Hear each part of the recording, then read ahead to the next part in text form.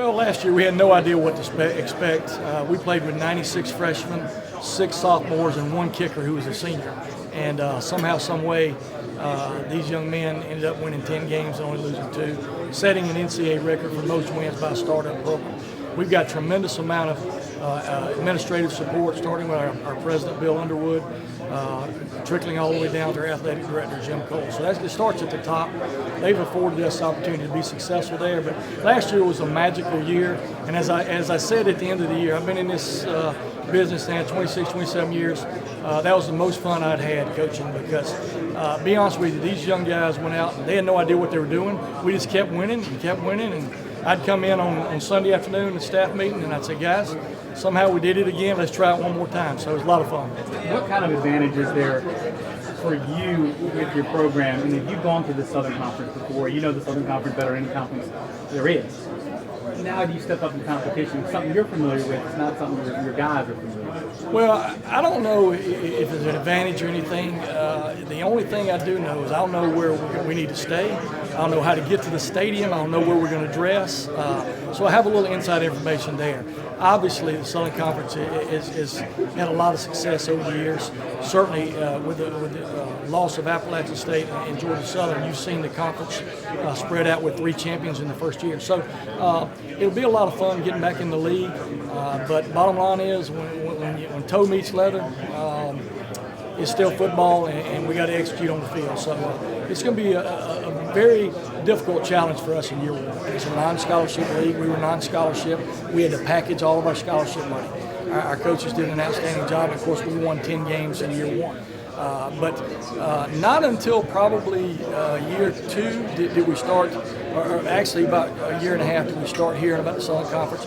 We felt like going in that we would be non-scholarship for a while, and then eventually it was going to turn and we'd be a scholarship program. We had no idea it would happen this quick.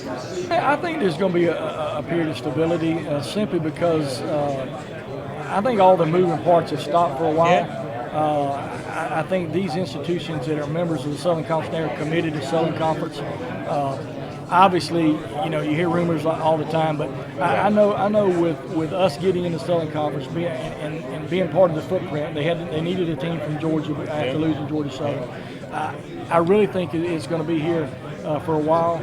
The thing that excites me about this league, and you've already seen it after 1 year, we had 3 new champions last year, basically, and Appalachian and Georgia Southern leaving. Right. The wealth has already been spread with 3 new champions. So I think every team's going to get better, every team's going to elevate, and every program will be good, very good. You feel like these guys are ready for this step up? Yes, I do. Yeah. If you've been to our place and seen our facilities and seen the commitment our administration has, we've got a beautiful 10,000 seat stadium. We average 9,500 a game. We're the only show in town, so we have a great atmosphere to play in. 42,000 square foot end zone building. So we've attracted some very good players.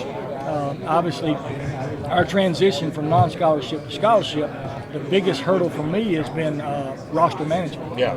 And will continue to be as we move forward. So we're going to be playing obviously with about 38 scholarships this year, probably 50 by year 2 and 63 by year 3. So that's kind of a rough estimate breakdown of what we're at. So we're still in the building stages, as you know. Well, we're going to have some competition at a lot of positions. We've added some transfers. We've added some new faces. We got 20 freshmen coming in. They're ready to compete and play.